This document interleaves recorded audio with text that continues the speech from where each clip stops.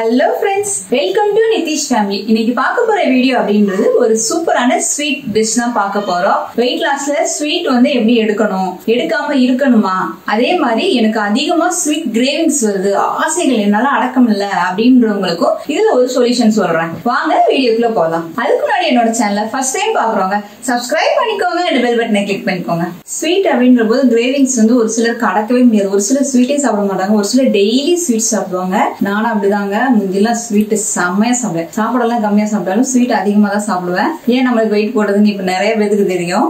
Sweet எண்ணெய் பலகாரங்கள் அந்த கிரேவிங்ஸ் எப்படி கண்ட்ரோல் பண்ணணும் அப்படின்ற போது முடிஞ்ச அளவு கடையில வாங்கி சாப்பிடாதீங்க. கடையில என்ன ஆயில் நெய் அப்படின்றது நம்மளுக்கு தெரியாது. ஒயிட் சுகர் அதிகமா யூஸ் பண்ணுவாங்க. அப்ப நமக்கு வெயிட் லாஸ் அப்படின்றது நடக்கவே நடக்காது. இப்ப நம்ம வீட்டுல வந்து ஒரு சத்தான ஒரு ஸ்வீட் எடுக்கும்போது ஓகே தாங்க, உங்களுக்கு வெயிட் லாஸ் நடக்கதான் செய்யும். கண்டிப்பா நாட்டு சக்கரை அந்த மாதிரி எடுக்கும்போது கண்டிப்பா வெயிட் லாஸ் நடக்கும். ஒரு பொண்ணு கேட்டிருந்தா, அக்கா என்னால அந்த ஆசையை அடக்கவே முடியல, ஏதாவது டெய்லி ஸ்வீட் சாப்பிடணும் அப்படின்னு தோணுது, அதுவும் சாப்பிட்டனே உடனே ஸ்வீட் சாப்பிடணும் அப்படின்னு தோணுது, என்ன ஸ்வீட் சாப்பிடணும் அப்படின்னு சாப்பிட்ட உடனே ஸ்வீட் சாப்பிடலாம். எங்க தாத்தா எனக்கு சொல்லி கொடுத்தது அது வந்து என்ன அப்படின்னா, நாங்க சாப்பிட்டனே ஒரு பீஸ் கருப்பட்டியாவது பனவெல்லமாவது சேர்த்துக்குவோம். பனவெல்லம் இல்லைன்னா கருப்பட்டின்னு சொல்லுவாங்க.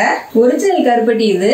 ஒரிஜினல் கருப்பட்டி நீங்க வெளியே வச்சீங்கன்னா சீக்கிரத்துல கெட்டு போயிடும். இதே ஜீனி ஆட் பண்ண கருப்பட்டி அப்படின்னா நீங்க எத்தனை நாள் வச்சிருந்தாலும் கெட்டு போகாது, அப்படியே ஸ்ட்ராங்கா நிக்கும். இது ஒரு கிலோவே வந்து இப்ப 400 ரூபாய் வைக்கிறாங்க. இதுல வந்து நீங்க ஒரு பீஸ் லைட்டா கடிச்சிக்கலாம். சின்னதா இவ்வளவு 1 இன்ச் இருக்கிற மாதிரி நீங்க சாப்பிட்டு ஒரு 1/4 மணி நேரமோ 1/2 மணி நேரம் கழிச்சு சாப்பிட்டீங்க கருப்பட்டி அப்படின்னா உங்களுக்கு நீங்க சாப்பிடுற சாப்பாடும் சீக்கிரம் செரிமானம் ஆகும். அதே நேரத்தில் உங்களுக்கு ஸ்வீட் கிரேவிங்ஸும் இருக்காது. கருப்பட்டி கிடைக்கல அப்படின்றவங்களுக்கு மேக்சிமம் இந்த காதி சர்வோதயா அதுல எல்லாம் வந்து பனவெல்லம் கிடைக்கும். ஆக்சுவலா பனவெல்லம் நாங்க சொல்லுவோம், இதுக்கு பேரு பனங்கல்கண்டு அப்படின்பாங்க. மதுரையெல்லாம் பனங்கல்கண்டு அப்படின்பாங்க. இதுதான் வந்து ஒரிஜினல் பனங்கல்கண்டு. இதோட ரேட்டுமே இப்படிதான். 1/4 கிலோவே வந்து 235 ரூபான்னு வாங்கினோம். நாங்க சர்வோதயத்துல தான் வாங்கினேன். முந்தைய எங்க அப்பாக்கு இது வந்து ஃப்ரீயாவே கிடைக்கும். இப்ப அதோட லெவல் வந்து ஃப்ரீயா தான் கிடைக்க மாட்டேங்குது. காசு கொடுத்தா கூட இது கிடைக்கல.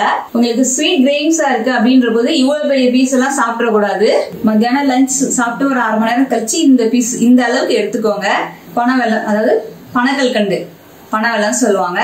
இந்த அளவுக்கு நீங்க எடுத்துட்டீங்க அப்படின்னாலே உங்களுக்கு அந்த ஸ்வீட் கிரேவிங்ஸும் இருக்காது. நீங்க சாப்பிட்ற சாப்பாடும் நல்லா செமிச்சிடும். மெட்டபாலிக் ரேட்டும் உங்களுக்கு அதிகமாகும். அதே நேரத்துல பெண்களோட கர்ப்பப்பைக்கு கருப்பட்டியும் செம ஸ்ட்ராங்கா உங்களுக்கு, அதாவது நான் குழந்தைக்கு ட்ரை பண்றேன், எனக்கு கர்ப்பப்பை ப்ராப்ளம் இருக்கு, இர்ரெகுலர் பீரியட்ஸ் இருக்கு, எல்லாத்துக்குமே கருப்பட்டி யூஸ் பண்ணுங்க, சூப்பரா இருக்கும். எங்க வீட்டுல எல்லாம் சடங்காயிட்டா டெய்லி கருப்பட்டி பாகு காய்ச்சி குடிப்பாங்க. நிலக்கடலை பருப்புல மிக்ஸ் பண்ணி உருண்டை பிடிச்சு நாங்க சாப்பிடுவோம். சூப்பரா இருக்கும். இதை நீங்க ட்ரை பண்ணி பாருங்க, கண்டிப்பா சூப்பரா இருக்கும். இப்ப வாங்க நம்ம ஸ்வீட் என்னன்னு பார்க்கலாம். ஒரு சூப்பரான வரகு பாசி பருப்பு சக்கரை நாட்டு சக்கரை சேர்த்த ஒரு ஸ்வீட் பொங்கல் பார்க்கலாம். தேவையான பொருள் அப்படின்ற போது வரகரிசி வந்து நான் ஒரு ஆளாக்கு எடுத்திருக்கேன். 100 கிராம் வரகரிசி. பச்சைப்பயிறு அப்படின்ற போது 1/2 ஆளாக்கு எடுத்திருக்கேன். இதுல பாதி எடுத்திருக்கேன். 1/2 ஆளாக்கு 1/2 ஆளாக்குன்றது 50 கிராம் வரும். 50 to 40 கிராம் நீங்க எடுத்துக்கோங்க. இதை நல்லா கழுவிடலாம். கழுவிட்டு வந்து நான் குக்கர்ல 1க்கு 3 பங்கு தண்ணி வைப்பேன். இல்ல நீங்க 3.5 பங்கு தண்ணி கூட வைக்கலாம். சின்ன கிளாஸ்க்கு 1.5 கிளாஸ் அப்படின்ற போது நீங்க 4.5 கிளாஸ் தண்ணி ஊத்தலாம். அதாவது 100 கிராம் அரிசிக்கு எந்த கிளாஸ்க்கு எடுக்கிறீங்களோ அந்த கிளாஸுக்கு நீங்க 4.5 கிளாஸ் தண்ணி ஊத்துங்க. நான் 2 லிட்டர் குக்கர்ல எடுத்திருக்கேன்.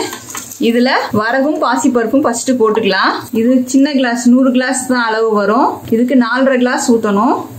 1 100 ml தான் இது. 2 3 4 4.5. ஒரே ஒரு பிஞ்ச் உப்பு போட்டுக்கோங்க. போட்டீங்க அப்படின்னா பொங்கலுக்கு சூப்பரா இருக்கும். ரொம்ப போடக்கூடாது, ஒரு பிஞ்ச் இப்படி எடுத்து இப்படி போடணும். க்ளோஸ் பண்ணி நல்லா 4-5 விசில் அடிக்கிற வரைக்கும் 10 நிமிஷம் நல்லா சிம்ல வைங்க. அப்பதான் நல்லா குலைவா இருக்கும். ஸ்வீட் பொங்கலுக்கு சூப்பரா இருக்கும். விசில் அடிச்சு நல்லா ஆறிடுச்சு. வரகு பொங்கல் நல்ல குலைவா இருக்கு. மேல தண்ணி இருக்குன்னு இது பண்ண வேண்டாம். நீங்க நல்லா கிண்டி விட்டீங்க அப்படின்னா அடியில வந்து கொஞ்சம் ட்ரையா இருக்கும். இப்போ நல்லா கிண்டி விட்டுக்கோங்க. இதுல சில பேர் பால் ஊத்துவாங்க. நம்மளுக்கு வெயிட் லாஸ்ல இருக்கும்போது கொஞ்சம் பாலெல்லாம் ஊத்திக்க வேண்டாம். இதுவே சூப்பரா இருக்கும். இப்போ அடுப்பு ஆன் பண்ணிக்கலாம். நல்லா கிண்டிக்கலாம். சிம்லேயே வச்சிருங்க. இதுலயே இப்போ நான் என்ன பண்ண போறேன்னா நாட்டு சக்கரை தான் போட போறேன். வெல்லம் இல்ல. 100 கிராம் ஒரு ஆளாக்கு அரிசி எடுத்தோமா அந்த அளவுக்கு நாட்டு சக்கரை போட போறேன். ஒரு ஆளாக்கு தான் எடுத்திருக்கேன். 100 கிராம் நாட்டு சக்கரை எடுத்திருக்கேன். ரொம்ப ஸ்வீட்டும் வேணாம். இது வந்து ஸ்வீட் அதிகமாகவும் இருக்காது, கம்மியாகவும் இருக்காது, கரெக்டாக இருக்கும். நல்லா கிண்டி விட்டுக்கலாம். சிம்மில் வச்சே கிண்டுங்க, ஏன்னா அடியில் அடி பிடிச்சிரும். கொஞ்சம் இந்த நாட்டு சக்கரை கரையிற அளவுக்கு போதும். பொங்கலுக்கு சின்ன ஒரு பாத்திரத்தை எடுத்துக்கலாம். இதில் 1 டீஸ்பூன் நெய் ஊற்றுக்கிறேன். ரொம்ப நெய் வேணாம், 1 டீஸ்பூன் போதும். முந்திரி பருப்பு ஒரு 10-15 எடுத்திருக்கேன். அதே மாதிரி கருப்பு திராட்சை ஒரு 10-15 எடுத்திருக்கேன். தேங்காய் திருகுனது கொஞ்சமாக எடுத்திருக்கேன். இதில் போட்டுடலாம். நெய் வந்து 1 டீஸ்பூன் தான் எடுத்திருக்கேன், போதுமான அளவு தான். வெயிட் லாஸ் இருக்கும்போது வீக்லி ஒன்ஸ் யூஸ் பண்ணலாம். இப்போ நம்ம இதில் கொட்டிடலாம்.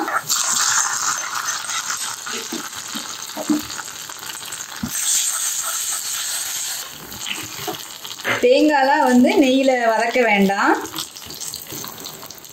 தேங்காவை பொங்கலில் போட்டுடலாம். இது பட்டையும் ஏலக்காவும் போட்டு நான் அரைச்சி வச்சுருப்பேன். கொஞ்சமாக ஒரு பிஞ்சு போட்டுக்கோங்க, ரொம்ப போட வேணாம். லைட்டாக ஒரு கிண்டு கிண்டிக்கோங்க, போதுமானது. தேங்காய்லாம் ரொம்ப நேரம் வதக்கணும் அப்படின்னு இல்லை. நெய்யில் வெயிட் லாஸில் இருக்கும்போது நம்மளுக்கு என்னைக்கா கிரேவிங்ஸ்க்கு இது வாரத்தில் 1 நாள் இல்லை 2 வாரத்துக்கு 1 நாள் எடுத்துக்கலாம். சும்மாலாம் எடுக்கக்கூடாது. ஏன்னா இதில் கார்ப்ஸ் அதிகம், ஃபேட்டு கிடையாது, கார்ப்ஸ் அதிகமாக இருக்கும். இன்சுலின் லெவலை கூட்டிடும்னு சொல்லுவாங்க. அதனால ஒரு கிரேவிங்ஸ்க்கு இருக்கும்போது நீங்கள் எடுத்துக்கலாம்.